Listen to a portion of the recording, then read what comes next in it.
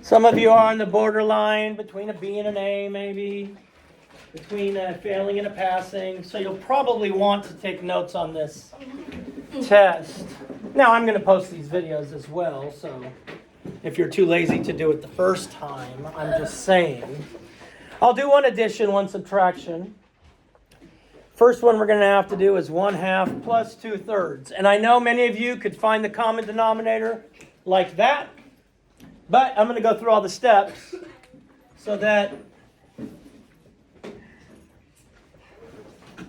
going through all the steps so that you know the steps as you get on to further life in your stuff.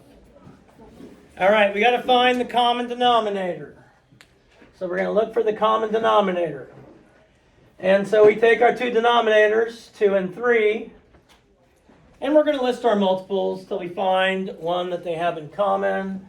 So 2, 4, 6, 3, 6. My common denominator is 6. My common denominator is 6. Now, let's look at an estimate. Is 2/3 less than or greater than 1/2? Greater than 1/2. So my answer is going to be more than 1. I'm going to have a whole number, and I'm probably going to have a fraction behind it. A whole number and a fraction behind it.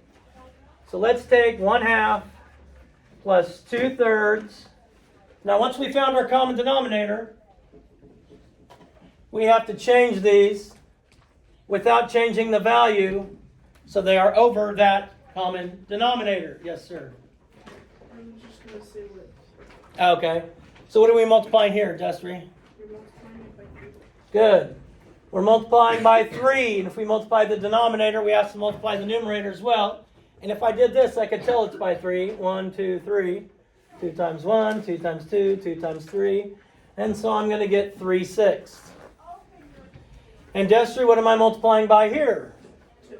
If I multiply my denominator by 2, I must also multiply my numerator by 2, because 2 over 2 makes a fraction of 1. You're not changing the value. And I get 4/6. 3/6, I always go back and make sure I identify which sign it is. So McLean, 3/6 plus 4/6 is? 2 and 1, 6. Well, tell me just, let's add it first. 3 plus 4 is? 6.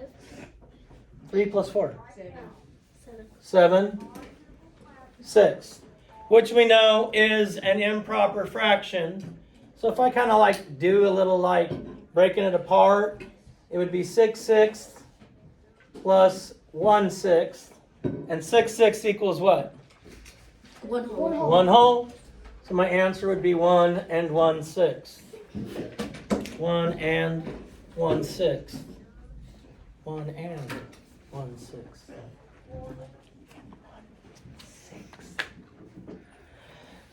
All right, let's look at one subtraction one because they're so much the same difficulty. All right, so the subtraction one we'll look at 2/3 minus 3/8.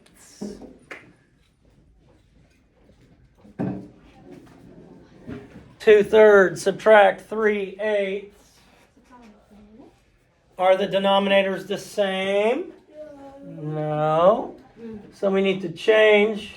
We got to find a common denominator for 3 and 8. Now if I just go down 9, 12, 15, 18, 24, no, 21, then 24, 8, 16, 24. Is that right? Did I do that right? Mm-hmm. Yeah, all right. Okay. So 24 is my common denominator. So I'm going to have 2/3 subtract 3/8. I need to change these so they're both over 24 without changing the value. What did I multiply by 3 to get 24? 3. Well, 8. 8. So I have to multiply by 8 over 8 here, and my new numerator is? 16. 16. What did I multiply by 8 to get 24? 3. 3. So my new numerator is 9. 9. So my answer is what, Knox? 16, 24, support. Yes. The answer for it at the bottom here. If you do the math. I'm going to say something that might be wrong. Wait. 1 and no. I think. Oh, subtracting. That's the reason I called on you without saying 1624 subtract 924s, because I want you to make sure you always check the sign. Because that jerk of a teacher you have will mix them all up if you're not paying attention.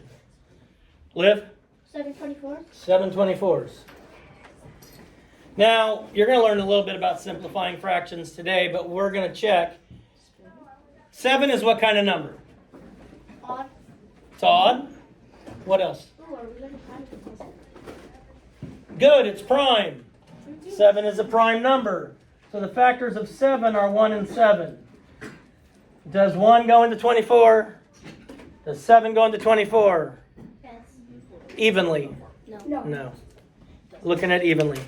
So if it doesn't go in, or if they don't have the same common factor, so if 24 would be 1 and 24, 2 and 12, 3 and 8, 4 and 6, those would be all the common factors. Or those would be all the factors of 24, all the factors of 7. If the only one they have in common is 1, then I can't simplify it. If they have others in common, I can simplify it. And you'll learn a little bit more about simplifying today. Questions? Yes, sir. Questions about the problem? Oh. Awesome sauce.